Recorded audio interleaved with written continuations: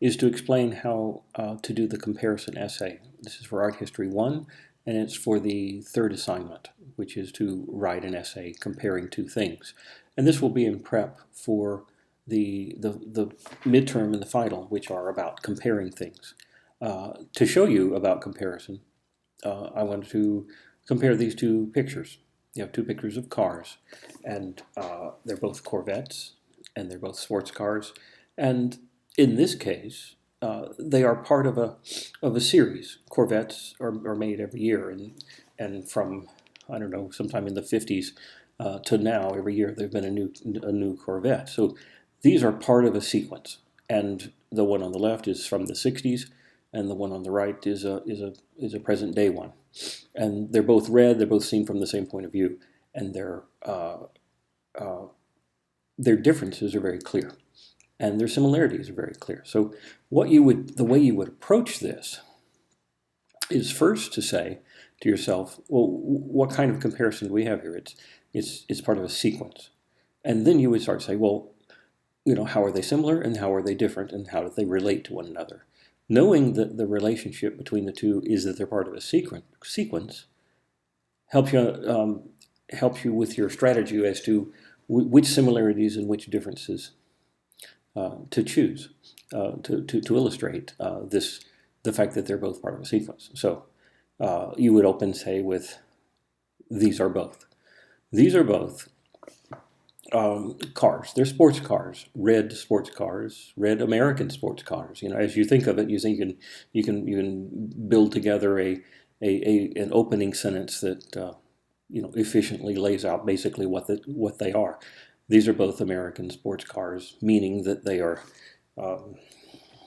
machines with a chassis and four wheels and a body and steering and all the things necessary to make a car go. But for a test, you probably don't need to go into all the details of how they're similar. You can go on and on and on. Similarly, you can go on and on and on with the differences as well. But because there are so many different similarities and there are so many different differences, you need to know which ones to pick. How are you gonna know what's relevant? Well, what's relevant is going to be which similarities and differences illustrate that you know that these are part of a sequence. And the reason I'm stressing that is because another kind of comparison would be like this. This is not a part of a sequence. These are two cars from the same time period, but they're different. I mean, this one's a Ferrari. It's from a different culture. It has much different styling. It's a completely different engineered car compared to the Corvette. And as a result, if you were going to compare them, you would look for different things for similarities and differences. And the same thing will occur when you compare two works of art.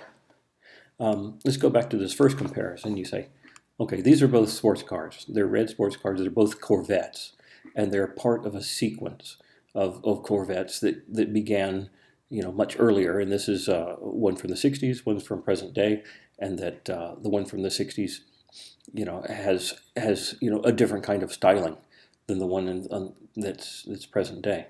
So when you say these are both, and you say all those things that are similar, and then you say, however, the one on the left is, and then you start with the differences.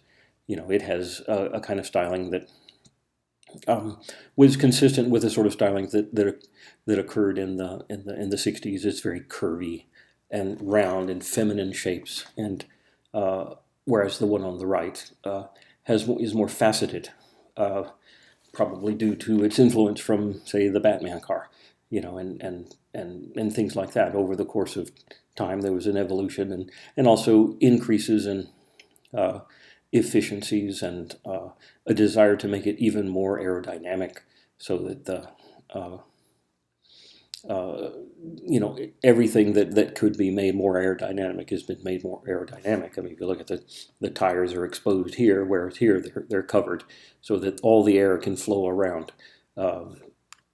What else? Since this is a much more higher performance car, you have to deal with the fact that it could go off the ground. So you have to make it so that the air pushes the car down. Whereas this one, it wasn't going that fast, so it wasn't as concerned about that effect. So it doesn't have many of those features that the newer one has. And a different profile of tires, all these things are part of that evolution of changing over time.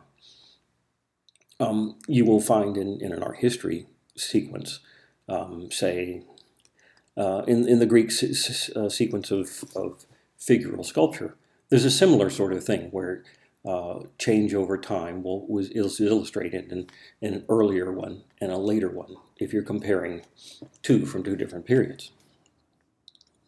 If you were going to compare these two, then you have a different strategy. They're still, you say these are both sports cars, and they're red, and they are designed for high performance, and they are made about the same time, and they have about the same technology going for them in terms of internal combustion engines and whatnot.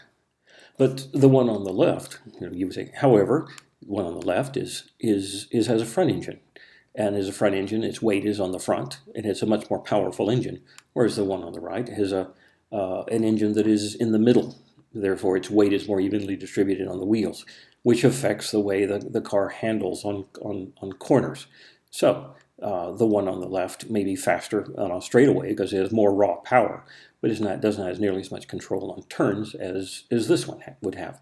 So you'd have a different strategy for comparing them, because these are not part of a sequence. They're two different cultures, and that's going to occur in an art history comparison as well. When you compare a work from Egypt, or a work from Greece, or a work from Mesopotamia, and a Roman work, or Etruscan, or any other two different cultures, then you're going to you have two works from the same time or very similar in time, then different kinds of differences arise. And you will have both types, the kind that we have two different cultures and two different systems that you're comparing, and another kind of comparison where you have two things that are different in time but similar in say that they're part of the same sequence. So understanding the relationship between the two pieces is important to know how to address comparison, and you use that information when you're choosing what similarities, what differences to choose when you do it, and so that when you get their relationship, then you'll get the relationship right, and you'll pick the right things to say. All right, so hopefully that will help.